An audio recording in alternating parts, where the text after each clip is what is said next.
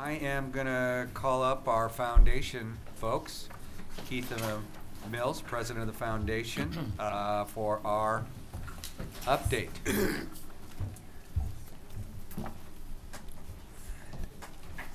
Good afternoon, everyone.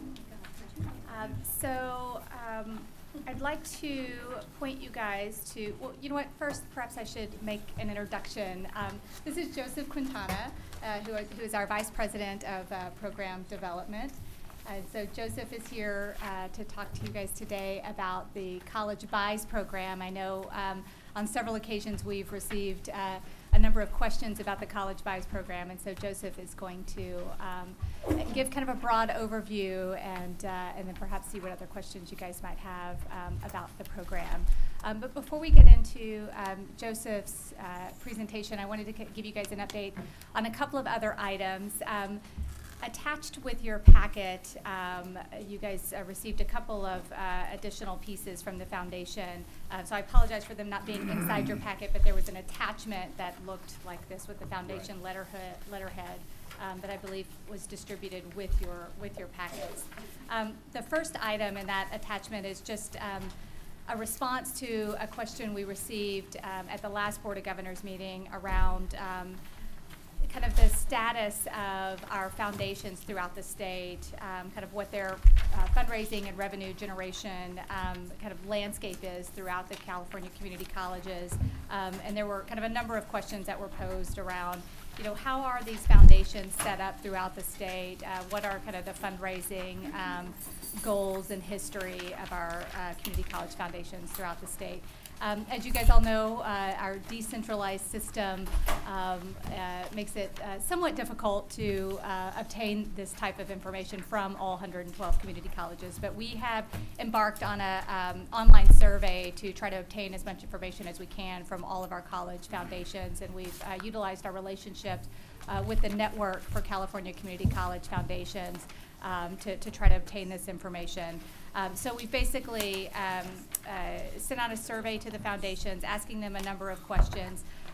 We've received responses from a little over half of the foundations throughout the state. We're in the process of compiling those results and expect to come back to you guys at the next Board of Governors meeting with a more comprehensive report of what that looks like. And this is going to be a really great tool, you know, not only to educate the Board of Governors about kind of the state of advancement in our community college system, but I think it's going to be a great tool for each of our foundations to use to be able to identify those foundations that might be employing best practices that other foundations might want to partake in. So stay tuned for more on that topic.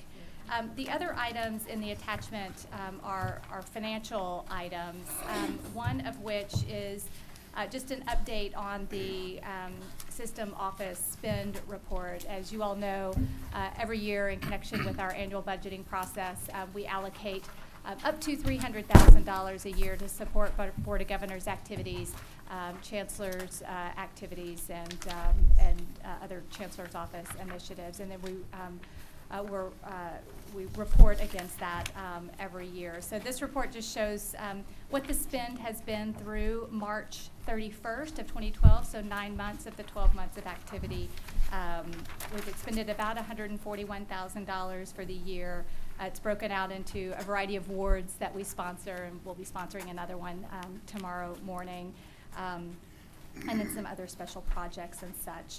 Happy to field any questions about this. There's not anything kind of unusual or out of the ordinary that I would bring to your attention, but just wanted to share this with you guys so that you guys know where your funds are going. And then finally, the last piece of financial information is our reforecast for the full year for the foundation. So that page, it has the colorful graphs on the top, and then it shows you the detailed numbers towards the bottom of the page. So I'm happy to report we are forecasting another year of positive net income for the foundation. We're expecting to generate, this report shows just under $500,000 of reserves, which is fairly modest given that we were projecting about $41 million worth of revenue to flow through our organization, but I'm very happy to be generating the $500,000 of reserves. We're seeing overperformance in our air quality programs, our Career Pathways programs, where we're now employing over 500 students throughout the state in a number of state agencies. And I think I reported at the last meeting that we just signed our first private sector contract, so really excited about the opportunities in that business line. And then College Buys is also outperforming expectations, and you'll hear from Joseph today more about that program. So before I turn it over to Joseph, I would just ask, are there any questions about any of the financial numbers that I've presented? Looks good. No, I'd just say delighted to see it, and very good job. I would agree with your assessment that maybe the reserves need to head north a little bit, but no, that's a challenge. But I'm glad to see that you're making progress. So, Member McDougall. Yeah, I want to thank you for the information that you provided, and particularly the information on the survey. I think you did a wonderful job on posing the summary of the question areas that you had. I would ask, as you prepare the report for presentation at the next board meeting, that you consider in the analysis of the information you get back, recommendations or perhaps options of what could be done by the system to encourage and support the development of advancement activities where they are not now taking place, and also how, where they are taking place, how they might be enhanced as a result of your reading of it. I think that would add a dimension to the report that would be very helpful. So if you would consider that, I'd appreciate it. Absolutely. Those are great comments. Thank you. Okay. All right, so we're going to launch into College Buys, and first want to thank you guys for giving us the time to spend a little bit of time on the College Buys program. I think this is a program that really demonstrates the power of our system, particularly when we act as a system. And at the end of the presentation, I hope to leave you with a general understanding of what College Buys is, the approach that we've taken to this program, and the direction we are planning to go here in the future. So at the highest level, College Buys really looks to leverage the buying power of the entire system. As a system, we command a lot of respect. We command a lot of attention from the vendor community. As 72 individual districts, some are very large and also can command respect, but others are small and can really benefit from a centralized approach to procurement. And our main focus here as the efforts of College Buys is really looking at protecting the taxpayer's investment in our system. There's a number of other cooperatives out there. College Buys is one of several cooperatives that do aggregated buying, but we've taken a very deliberate approach to really put together value-driven, performance-based contracts, and contracts that really focus on community college requirements and have a deliberate focus on the investment that's made by the local community in our colleges, and ensuring that we're looking at these procurements as more than just one-time quick money. Let's buy on price. Let's actually look at how we expect these products to perform. And we'll talk a little bit more about that in a furniture example that I'll talk about here shortly. So when College Buys began in 1999, we kind of were just another cooperative. We tried to represent higher education. There was a gap in the higher education space, and we had a number of contracts that really looked to drive down prices for the colleges. But what we found was that there really wasn't enough unique differences between us and everybody else out there. So we did have a couple quick wins. We had the Microsoft Campus Agreement, which is still one of our probably best representations of what College Buys can do for the system. We started with a furniture contract, and we still have a strong partnership with Kruger International. We've taken office supplies from the early days and continue to enhance that program and offering throughout the system, and another site license program. And now, again, we've stepped back and really looked at taking a very, it looks like we're cut off there on the front, so we do have the handouts here that I could draw you to. We're really looking to be a strategic business partner to the system. We, again, we know that there's a lot of other places out there that people can go out and buy, but we want to have focused agreements that really hone in on what our system needs. We are the only cooperative that focuses completely on the needs of the community college system. We focus on trying to carry a message of best value, so look at how you're spending your dollars and look at the longevity of the products that you're buying. At a time when budgets are tight and staffing is low at the local colleges, it's really easy to kind of just go with the status quo, go what you've always done. And what we're doing is trying to carry a little bit different message that says, let's look at what hasn't worked with the way we've been doing things and how can we improve upon that? How can we, acting as a system, get the vendor partners out there to really partner with us, not just sell us product, but actually be a partner to the success of our campuses and ultimately the students. So we've continued to have a deliberate focus on performance-based agreements. What that means is that we don't have as many offerings as we might, or as many offerings as other cooperatives might have, because developing an agreement like this that really looks at the business issues of a campus takes time. And oftentimes we want to work with the local campuses to help us inform that process and ultimately deliver a set of offerings that really meet the needs of our system. And another thing that we've really tried to focus on is providing training for the procurement staff particularly. Professional development dollars, again, are limited throughout our system, and oftentimes the purchasing professionals are the last in line to get any sort of professional development. They're spending tens of millions of dollars a year, and there is benefit from them having a professional network and learning new trends in procurement, and that's a role we've really focused in on and tried to help fill across the system. So a quick look at kind of the product areas and offering areas that we have. We have very specific offerings for our colleges, for the institutions, in technology, office supply, furniture and fixtures, and flooring. And then we also have offerings that look to leverage the size of our student population and our faculty staff population. So we have individual offerings that faculty, staff, and students can take advantage of. Primarily they're with Microsoft and Adobe and the software agreements. We continue to try and find how else we can enhance those program areas. Taking a deeper look at some of the ways we support the system, I mentioned providing professional development. We host an annual purchasing officers conference for anybody in the system in the procurement profession that wants to attend. We held it just this past year in May. We had 70 registered attendees representing 45 districts, which is up from 33 attendees representing 21 districts, the first time we held a standalone conference in 2009. So that reiterates to us the importance of that type of venue, and that there's a void in our system that we're happy to try and help fill in providing some of this professional development opportunities.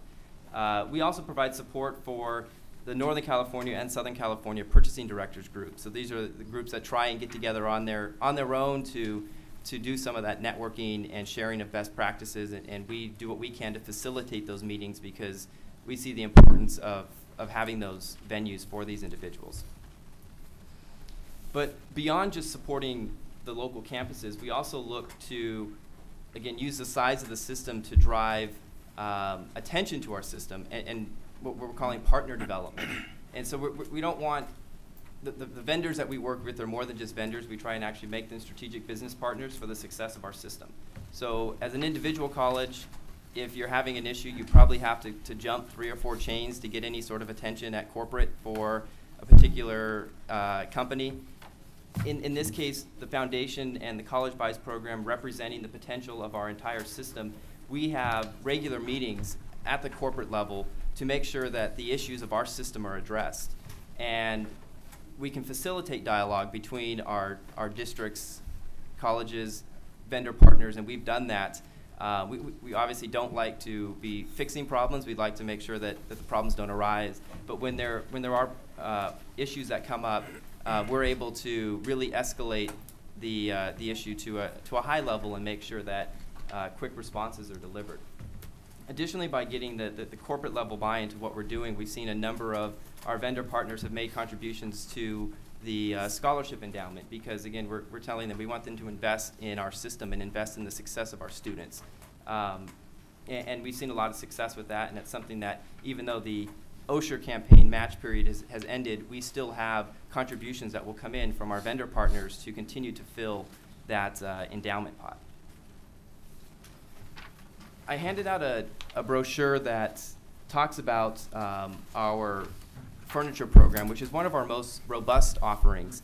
And I will say that the program, or the brochure, is a little dated in that it doesn't have all of our newest offerings. It's in the process of being updated, and we're trying to make a full representation of everything we have for a new marketing push that we're going to be doing. But the core content and the messaging in here is still the same. This really drives in on how we approach, and I'll spend a little bit of time talking about our approach in this particular furniture, fixture, and equipment model. One of the things that we look to do with these contracts is deliver an easy way for the colleges to buy these solutions that are under contract. Furniture, so administrative furniture, classroom furniture, library furniture. We have turnkey contracts, so they're delivered, installed, and there's nothing that the local campus has to do other than issue a PO and sign the check. And we do everything to public contract code requirements so that a local college doesn't have to go through the time and expense of doing their own RFP process. We have pre-vetted products that are really designed to meet the rigorous needs of our environment.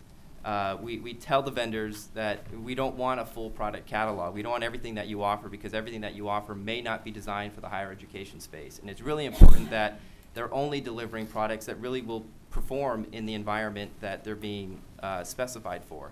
And we take the vendors have taken, a lot of vendors have taken a lot of time to get comfortable with the solutions that we're providing and the requirements we put upon them, because we tell them, you're the experts in this industry. You're the ones that design and sell this product. A lot of times at the local level, this is the first time individuals have been involved in such large-scale bond projects and furniture implementations. And so they don't buy furniture every day, but you produce and sell furniture every day. And so you need to take ownership for specifying the proper product, making sure that this product is going to meet the needs that the local campus has identified as core to them delivering upon their mission. So a lot of those factors go into the total cost of ownership approach that we've considered in these agreements. This whole program came up at the start of all of the local bond measures that were being released. Seeing that there was going to be millions and millions of dollars spent on furniture, we developed contracts to help the colleges make those procurements. They're using one-time 30-year money. Maintenance and operation dollars are increasingly being cut. And so, opening a building and then 5 years later having a bunch of furniture that's breaking down because we bought on the initial purchase price versus really looking at the whole life cycle costing of a product is not what the taxpayers are going to want to see down the road, and it's ultimately not what our students are going to want to come into. That's not the environment they want to be in.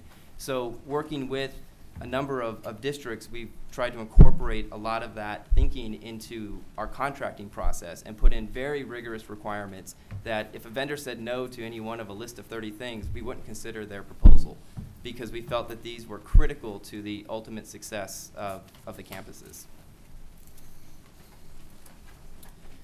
So now, touch briefly on one of our newest solutions, again in the technology area, but I think this really highlights the power of us operating at a system level. We just executed last year the Adobe Enterprise License Agreement. This is a site license program that allows every single campus-owned computer to be licensed with the latest Adobe software. Provides for automatic upgrades, so there's no more tracking licenses from the IT department or whoever on campus is stuck trying to track what versions everybody's paid for. And it solidifies the budgeting process, so year over year a college will know what their Adobe licensing is going to cost. This Adobe Enterprise License Agreement isn't something custom to us. It's an offering that Adobe offers as part of their standard program or offerings to higher education. But what does differentiate us is the fact that we were able to do this at a system level. So under Adobe's current requirements, only 8 of our colleges would even qualify for this offering. There's FTE, faculty staff FTE thresholds that must be met, and only 8 of our colleges would qualify on their own. By doing a college buys agreement, all 112 colleges can participate. The price was cut in half, so it came down from almost $100 per FTE to down to right around $50 per FTE for any college, whether it's the smallest of the small with a couple hundred FTE all the way up to LACCD joined because they found efficiencies in licensing management and making sure they were actually current in their requirements.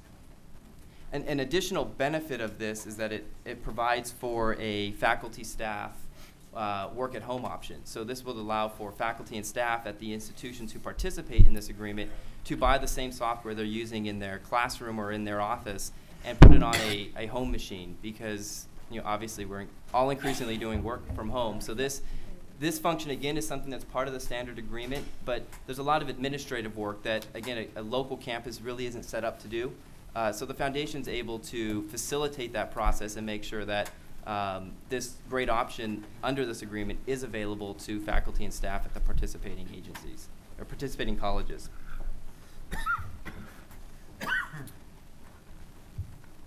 And spend a little bit of time kind of looking at where we're headed, what we're thinking about.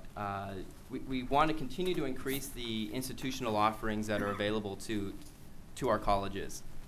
And in doing that, we have to take a look at what makes sense from a central level, because there's a number of things that really are very local decisions and done don't make sense to try and aggregate up at a central level. So we'll look at what type of products and offerings make sense at a central level. We have conversations with the colleges to make sure that it's something that they see value in doing at a central level, because with the decentralized system and with there being no mandate authority, it doesn't do us any good to have a contract basket full of contracts that nobody sees value in or feels that they want to participate in. So we try and tackle a couple initiatives a year to bring on new agreements that are really led at the local level, and they can help us vet the product, vet the offering, make sure that we know that we're on track. So when ultimately there is an agreement, there's some volume on that. Another thing that we're able to do when we do these institutional offerings centrally is that we can bring in industry experts. For us at the foundation to identify a need and then bring in somebody from the industry to make sure that our RFP specification really hits all of the requirements, it's a lot more efficient for us to do it once for the possibility of 72 districts participating versus 72 districts independently trying to contract with the same types of industry experts. So it results in stronger agreements that in some ways cut out some of the tricks of the trade for the industry partners. In looking to increase our institutional offerings, there are some inherent challenges. The decentralized system is always a challenge. Although when we find the right offering, it provides for great benefits, but it also is a challenge because it does mean that we have to take a lot of time on the front end to get these agreements going. The general budget and the conditions at the local campuses from a budgetary perspective, we're not putting together agreements that are purely on initial purchase price and cheap. We really are looking at, let's make decisions that are looking at the long-range investment that is being made in our institutions. And that's a hard message to sell in tough budget times, but we feel it's an important one, and we're going to continue operating in that capacity. And then we always have, just the status quo. Again, when you're under-resourced and there's somebody telling you, let's look at doing something differently, it can be scary. It can take time to adjust to that. And oftentimes when you're staring at a ever-mounting inbox, trying to understand something new or take a chance on something new is difficult. But we've seen success as we continue to chip away here through College Buys, and we plan to continue doing that. We do want to look at increasing our student offerings. As I mentioned, we have Adobe and Microsoft as our primary offerings. Again, there's a process we have to go through looking at what is the impact at the local level. There's certain things that maybe we can do centrally, but how does that impact the local bookstores? Because there is revenue that's exchanged at the local level that the colleges count on. So a lot of those considerations go into the front end of evaluating any new offerings. What is the upfront requirement for the foundation? A lot of these things have to be vendors willing to give a great discount based upon the potential to sell to our system. We're not in a situation to front funds to buy down the price or prepay for licenses or prepay for anything really that to then turn around and resell out to the system. So we have to find the right partner who's willing to provide great deals for our students based upon the potential of and the size of our system. And then, as always, we're looking to increase awareness. I think that's one of our biggest challenges is reaching our 112 colleges, reaching our over 2 million students. Our offerings are only as good as those who as those who use them. If they're not used, then there's not a lot of value derived from them. So we're constantly looking at how can we reach out to the system better? How can we make sure they know what we're doing and the offerings that we have?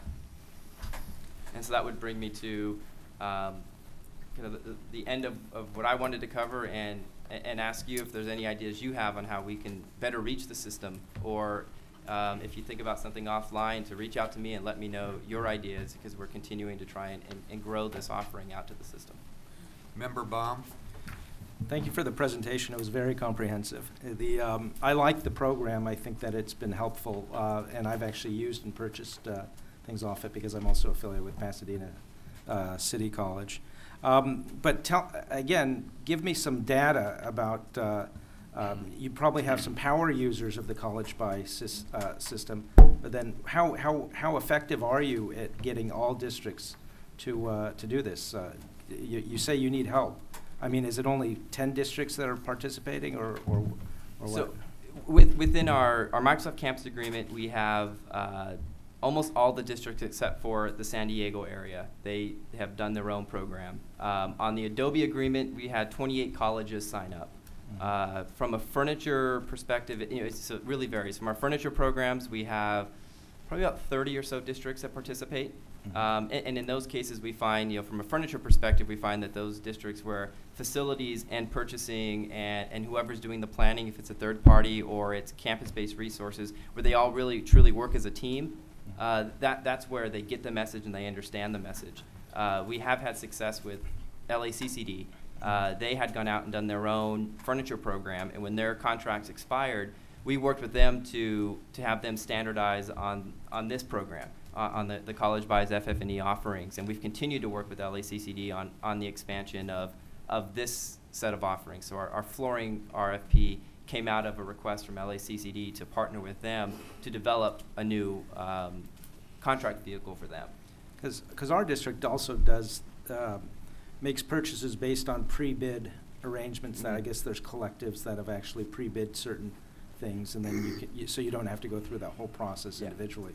So there's lots of, what are the other types of pre-bid arrangements that are out there for districts to use?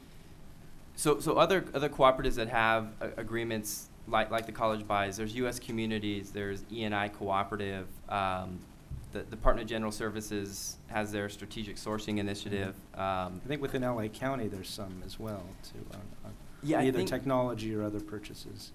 I'm trying to think with the LA County. Sometimes there are collectives of Office of Educations that will come together, and again, the distinction between us and a lot of the other cooperatives out there is that we develop our specification based upon the community college environment, which may not seem like a huge distinction, but when you really start comparing the requirements and things that are within a contract, there are some pretty big differences. The way that our space is utilized is very different than K-12, very different in some cases than a four-year institution. So. And how do you reach out to individual districts to do that? So you said, how can we help you? You tell us what you're doing so we have an idea of what you're doing.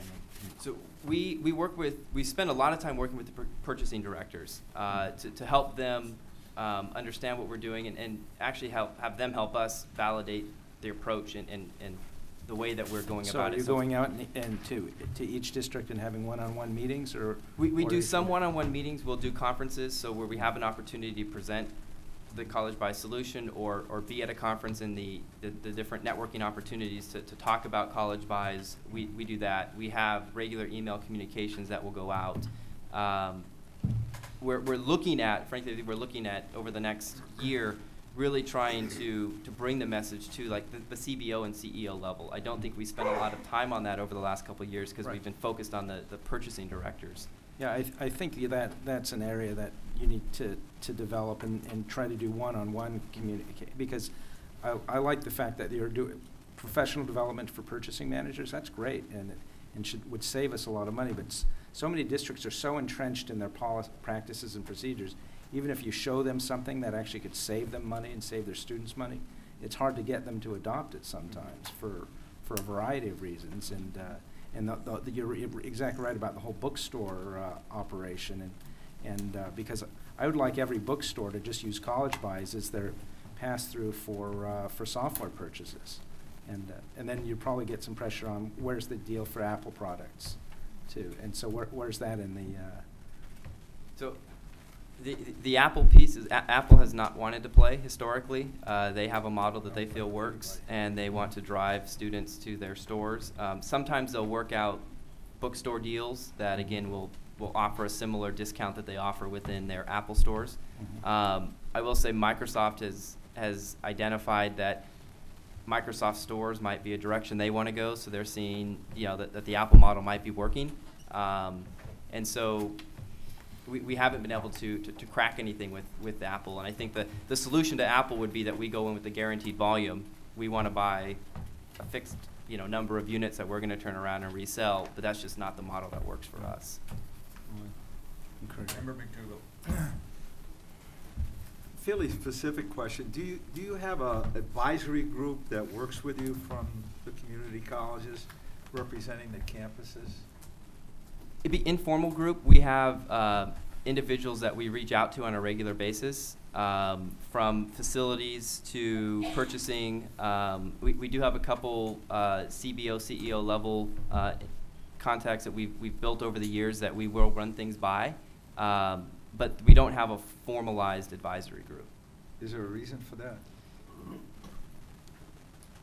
No fix. We've talked about it. I think it's really more kind of a resource piece where getting that advisory group together on a regular basis. We've had conversations, and what we've heard feedback is that those who advise us like the informal nature of it because they don't want another regular well, you meeting. Always do it, but over the internet. I mean, wouldn't necessarily have to do it in person. So, but okay. Yeah, that might.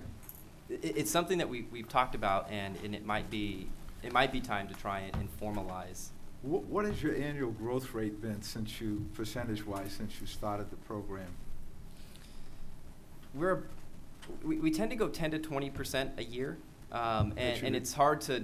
In some cases, we have contract volume that provides rebates back to the foundation. There's other times where we'll actually aggregate and we'll take in the revenue. Yeah. So if we really look at contract utilization, we've really seen a spike this year. Our furniture programs have doubled this year. And that's in part because of where the system is with a lot of their bond projects and some of the adoption of our solution. But we have seen year-over-year growth for the past several years. As you've assessed your effectiveness in getting this program integrated, what have been the maybe 2 or 3 things that have been most positive in expanding it, and what have been the 2 or 3 largest barriers to having it be even more successful than it is? So the most positive is, I think, initially when we can roll out a deal for faculty, staff, or students, and we have a chance to really talk to them about it. They get it, they understand it, and they appreciate it. And we find that they can become champions. We've done surveys of students who buy and ask them, how did you hear about the deals? And oftentimes it's faculty. I'd say 2 to 1 to any other outreach effort. I heard it from my faculty member. My teacher told me I should go to College Buys and buy Microsoft or Adobe. So for individual purchases, I think it's just that general, once they hear about it, they really appreciate it. I think working with LACCD for us has been a huge accomplishment in that this is a large system on its own. If it was its own system, it'd be a huge system that was doing things on their own. They were going through the process and time and expense of doing an RFP. And after we had a chance to really talk with them and help them understand the process we went through, they saw the value in using pre-vetted contracts, and they went to their board and had pre-approval to standardize on these agreements.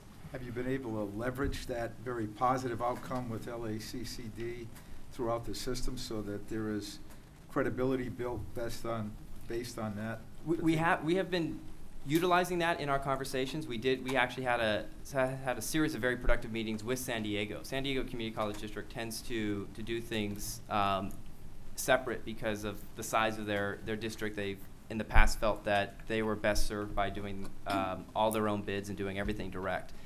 In the past 18 months or so, they've gone to their board and received permission to actually start doing piggyback agreements. So they're in the process now of trying to figure out a process for using agreements such as college buys agreements and other cooperative agreements that exist.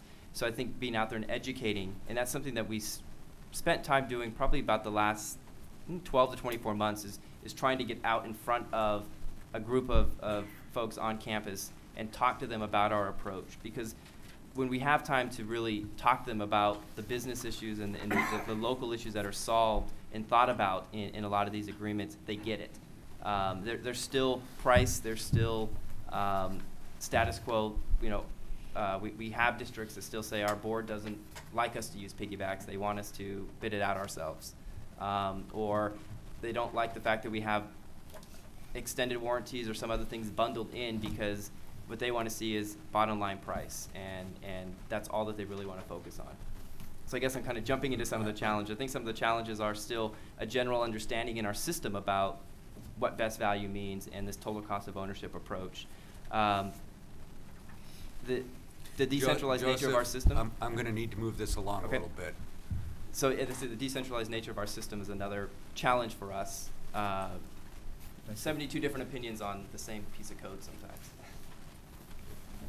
Any other? Member Ramos.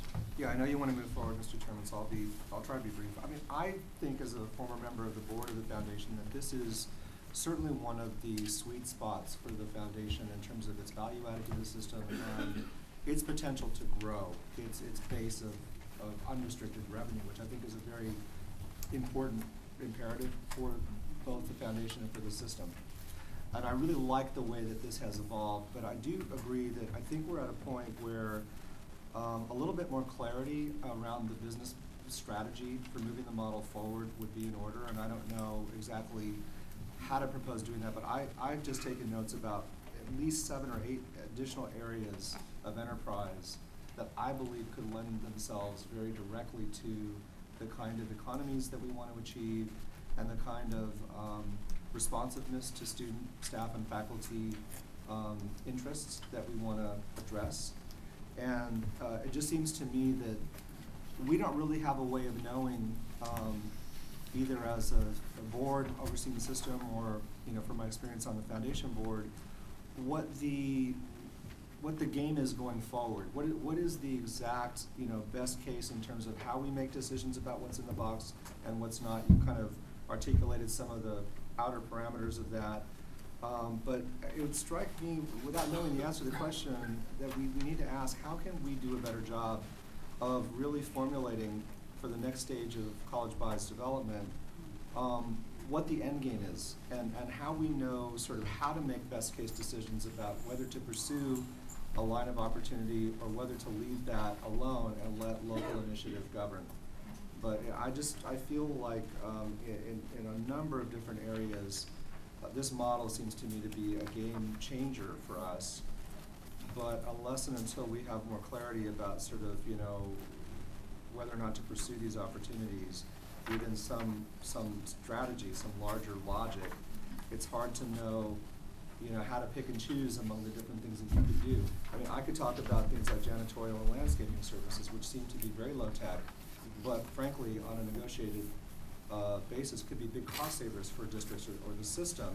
And there may be labor issues involved, there may be union issues involved. I don't want to trample over those considerations, but that's one area. And then I can think about, like, you know, moving into energy package savings, like, you know, negotiating with utility companies around, you know, green technologies and ways to get savings on that level as well as a macro strategy. So I guess what I'm saying in a long-winded way is coming back to us in the future, it would be really great if through your dialogue with the foundation board, outside experts, internal staff discussions, you might be able to educate and inform this board about, you know, what should be that winning strategy, what should be the kind of the vision of college buys going forward so that we can benefit in an optimal kind of way from the excellent work that's been laid as a foundation to date. Other board member comments? I would, you know, agree in general with the statements. I think you all have done a great job with this program, and it really, you know, I would agree with Member Ramos that this is, you know, looking toward the future, this is a very good opportunity. I would say from my perspective, I'm disappointed wouldn't be the word, but surprised, I guess, that there's really only 2 offerings for students and faculty and staff. And there's probably a whole host of reasons for that, but maybe at another time, since we do need to move on here, that area would seem to me, I'm just surprised that there's only 2 things that we could provide as a system. It seemed to be there might be more, but I might be wrong. But thank you very, very much. Excellent job. Thank you.